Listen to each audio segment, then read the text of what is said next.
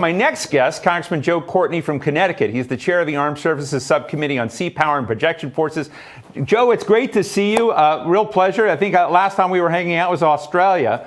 And so I asked your partner about this. But as we kind of look at the China challenge, I mean, I've been reading as much as I could on our amphibious warfare capacity across a lot of challenges. And I know that there are hard choices out there. And as Congressman Whitman just said, perhaps because of the challenge of terrorism, we basically didn't make a lot of the modernization investments, new development investments. And I'm just, as you look at this arena of America's security capacity, what are the hard choices out there you think we need to face and beat? Well, great question, Steve, and it's good to see you on this part of the globe this evening. But the fact of the matter is, if you look at the first part of the world that Secretary Austin and Secretary Blinken visited after being sworn in as the new Secretary of State and Secretary of Defense, it's Indo-Pacific region. They're not in the Middle East, they're not in Europe. It's clear, I think, both diplomatically and militarily that the pacing threat right now is in the Indo-Pacific region, which is all about water and air.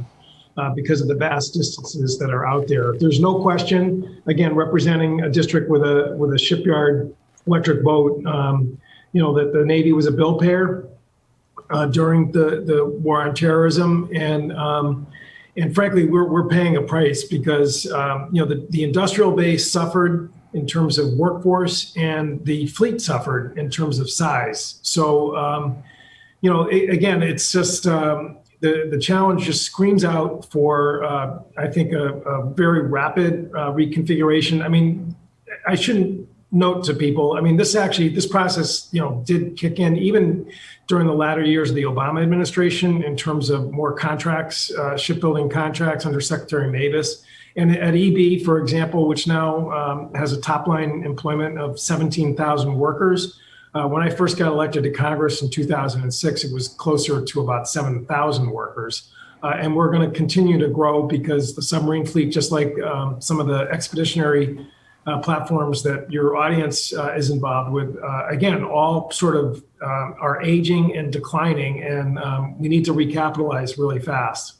What do you think is the better prospect, or do we need to do both? Because I know part of these L-class ships and others that are out there, have been some of the modernization and the new retrofitting has been, stalled somewhat. I know there's been also proposals on new medium-class amphibious warships to be brought into the fleet. Where do you think the best, I mean, I hate to put it this way, the best bang for the buck is, as you look at these tensions in making sure we have the capacity to protect, I mean, particularly in the Indo-Pacific region. I mean, I think part of it is a numbers game and part of it is a quality of the force that we have out there that needs, renewed investment.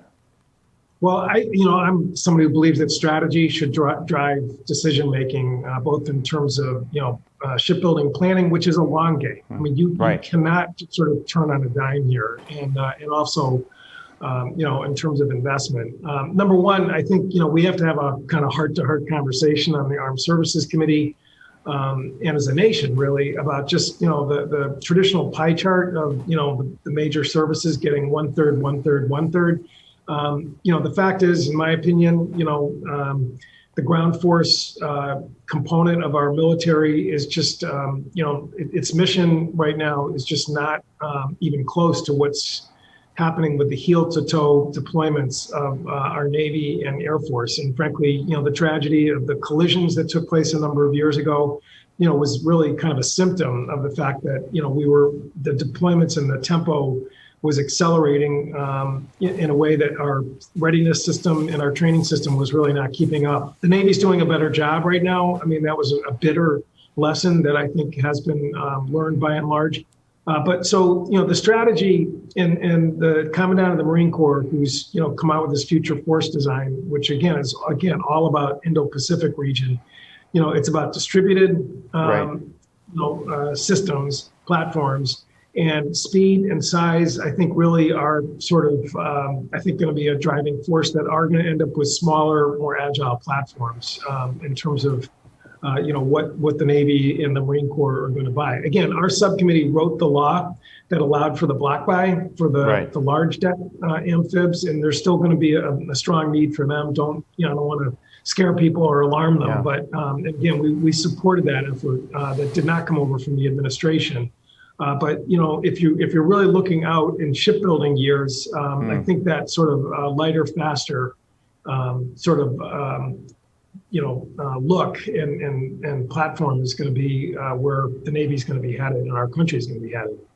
Congressman, I want to take an audience question in a minute, but only squeeze one more. I've not been up to New London and seen the shipbuilding. I have been to Norfolk, and I just tell my viewers it's an extraordinary experience to kind of look at the sausage making, if you will, of building ships, design, all the componentry, the software. And you look at the subcontracting supply chain. You look at the supply chain that's involved with this in a national security space. It's really daunting and awe-inspiring in many ways. But I guess there's so many component pieces around the country. I just really hadn't understood that.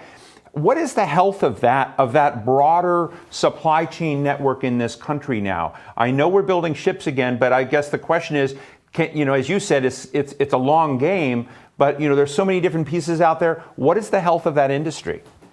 I would describe it as fragile. And again, the sort of decline in budgets over the years, that's probably is difficult and challenging a task in terms of reconstituting what the supply chain was back in the 80s and 70s. So, for example, Electric Boat, when they were building Los Angeles class submarines, the attack subs, and the Ohio boomers, back in the 80s, there was a supply chain of roughly about 17,000 suppliers from all over the country that were feeding in to the shipyard. Today, when we're recapitalizing the Columbia program, which is the new boomers, and then the Virginia attack submarines, that supply chain stands at about 5,000. That is, again, there are a lot of sole source providers. So, for example, there's only one supplier for anchor chain for the Navy that's American up in Washington State for the whole country. Wow. And so, you need anchor chains, in the fleet. And, but, unfortunately, that's throughout the whole, process of shipbuilding today. And it's really, something that we have put money in the budget, Congress has, right, in addition to platforms, which is to really help cultivate, a supply chain. It's good work. It's going to be real, money for people to make out there. But again, the complexity of it, as you said, Steve, you just can't snap your fingers and expect people to start, building missile tubes or, these high precision components. Right. Well, we have a question for you from George. George? Good afternoon. George Campster with Rolls-Royce North America in Washington. The recent loss of the USS Bonhomme Richard LHD-6 reduces the number of amphibious assault ships that can be deployed to meet theater combatant commander demands. What's the thinking of the HASC Seapower Subcommittee about accelerating the acquisition schedule of future LHAs in the fiscal year 2022 NDAA? Thank you.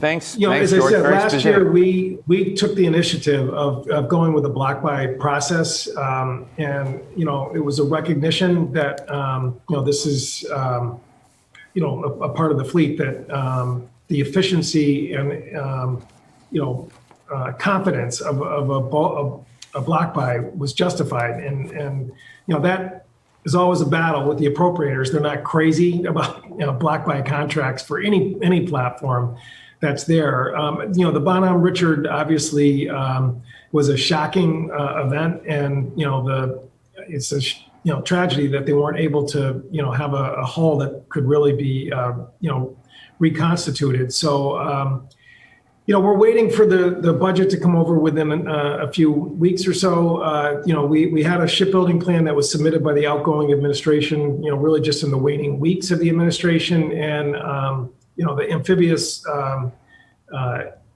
component of the fleet definitely is present all the way through 2045 in that schedule.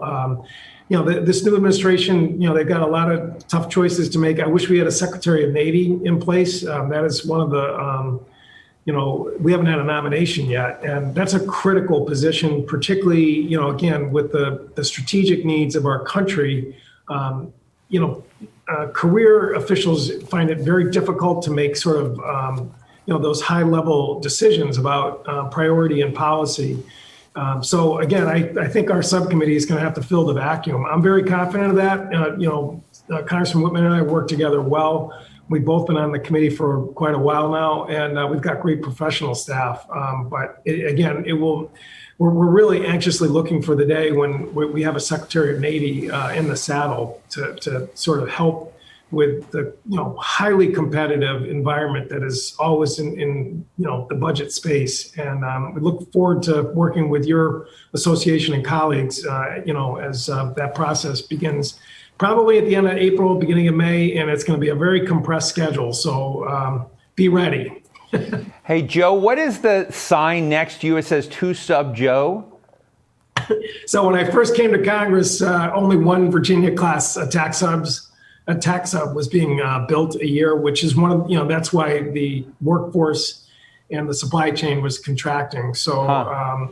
In my first couple of years of Congress working with Jack Murtha and Gene Taylor and Ike Skelton, we were able to finally get to the 2 sub a year production level, which means we're slowly starting to recover the submarine fleet size that really is necessary. And wish we could get to 3 subs, to be honest with you. But right now there's a capacity issue, but that may be around the corner for this new administration. Well, you've heard it all. Representative to be 3 sub Joe Courtney. Thank you so much for joining us today. It's always great to see you. Look forward to seeing you in person one of these days soon. Absolutely, Steve. Hopefully maybe in Australia again. It would be fun.